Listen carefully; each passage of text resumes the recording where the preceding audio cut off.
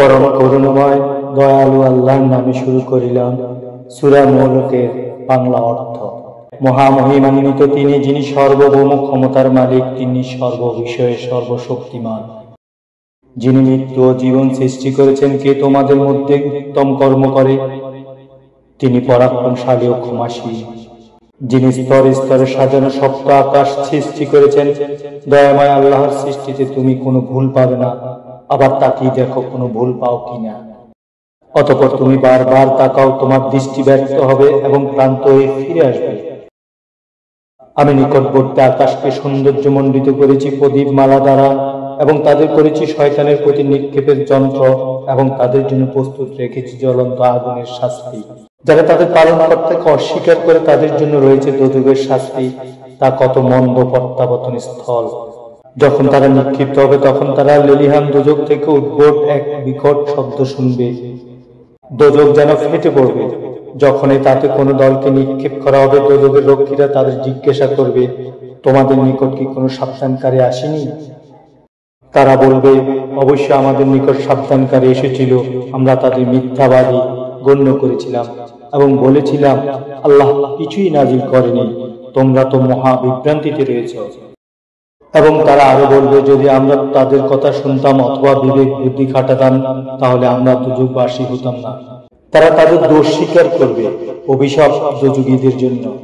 যারা দৃষ্টির অগোচর তাদের পালনকর্তাকে ভয় করে, তাদের জন্য রয়েছে ক্ষমা ও মহা পুরস্কার। তোমরা গোপনেই কথা বলো অথবা প্রকাশ্যে বলো, তিনি তো অন্তর্যামী, যিনি সৃষ্টি করেছেন তিনি কি জানেন না? তিনি সূক্ষ্মদর্শী ও সম্যক অবগত। তিনি তোমাদের জন্য ভূমিকে সুগম করে দিয়েছেন।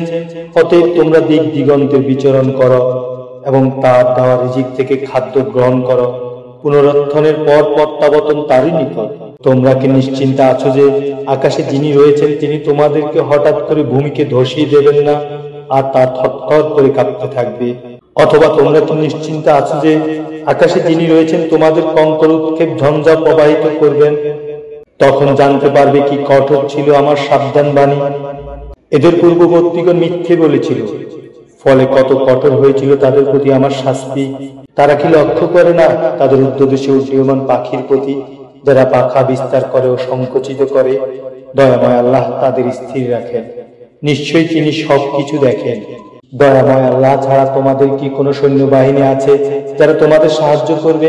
কাফেররা তো বিভ্রান্তিতে রয়েছে। তিনি যদি জীবিকা সরবরাহ বন্ধ করে দেন, কে আছে যে জীবিকা দিবে?